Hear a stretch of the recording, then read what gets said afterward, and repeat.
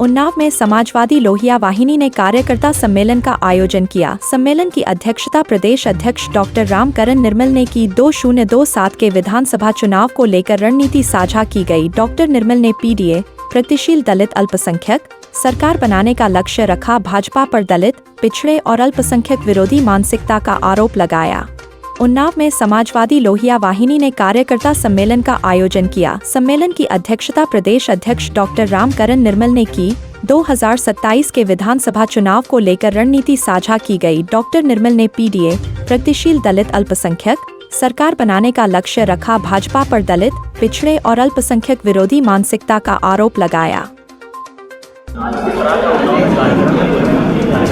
आज समाजवादी लोहिया वाहिनी के कार्यकर्ता सम्मेलन और आप माननीय जिलाध्यक्ष हमारे यूथ के चारों अध्यक्षों के नेतृत्व में आज एक कार्यकर्ता सम्मेलन, उस कार्यकर्ता सम्मेलन में हम लोग आए हुए और जो माननीय राष्ट्रीय अध्यक्ष जी का निर्देश है, पीडीए जो उन्होंने नारा दिया है, उसके संदेश को जन जन तक पहुँचाना और नौजवानों में जो पार्टी के निर्देश उसको बताया जाएगा।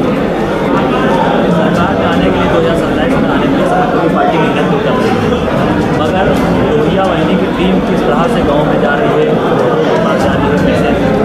समाजवादी पार्टी का हर एक कार्यकर्ता राष्ट्रीय अध्यक्ष माननीय अखिलेश यादव जी को इस संदेश को जहाँ जन जन तक पहुँचाने का काम करेगा।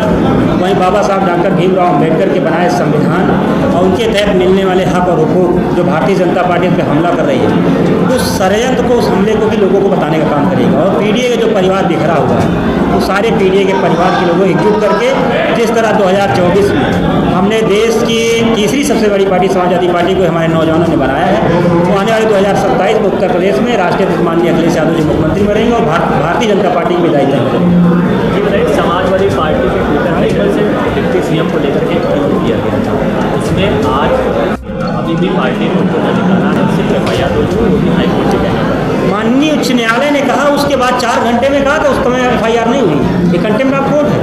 और उसके बाद इन्होंने एफआईआर की। इतने दबाव के बाद क्या उनका घर गिरा, क्या उनके घरों में बुलडोजर चला?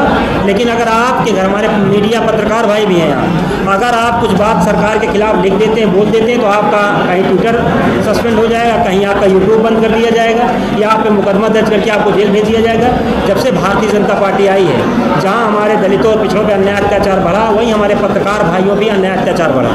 इसलिए भारतीय जनता पार्टी अपने नेताओं को सिखाए कि महिलाओं का सम्मान कैसे करना है, दलितों का सम्मान कैसे करना, कैसे अपने विपक्षी नेताओं से बात करना, अपनी बात रखना। देखिए, आपने देखा होगा कि भारतीय जनता पार्टी के नेता बदजुबानी, बदतमीजी हमेशा करते रहते हैं। सैकड़ों बार खुद ब्रजेश पाठक ने समाजवादियों के डीएनए की बात की थी और अपशब्द कहे। इसके कई बार माननीय मुख्यमंत्री जी ने भी कई बार अपशब्द कहे।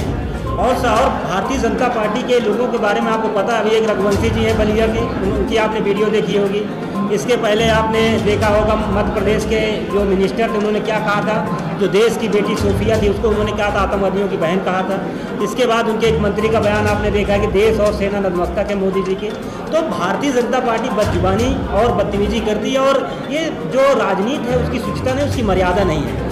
हम राजनीति में वैचारिक रूप से हम एक दूसरे से लड़ते हैं और अगर हम उसमें किसी भी जाति, किसी भी धर्म को टिप्पणी करते हैं और किसी के साथ अपशब्द अपमानजनक बात करते हैं तो गलत है। और समाजवादी पार्टी को कभी इतिहास नहीं रहा। समाजवादी पार्टी हमेशा सम्मान से, और जो हमारे माननीय राष्ट्रीय अध्यक्ष जी हैं, आपने उनका एक ट्वीट देखा होगा, उन्होंने बताया है कि अगर आप हमारे डीएनए की बात करेंगे, आप हमारे डीएनए पर अपशब्द कहते हैं, लगातार आप कह रहे हैं, तो अगर कोई कार्यकर्ता, उत्साहित कार्यकर्ता ने कहा तो उन्होंने उनको समझाने की बात की।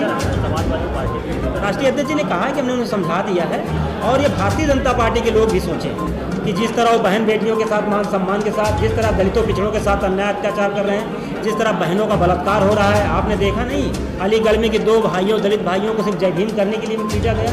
आपने बुलंदशहर की घटना देखी, कैसे थार चढ़ा के कुचल दिया गया।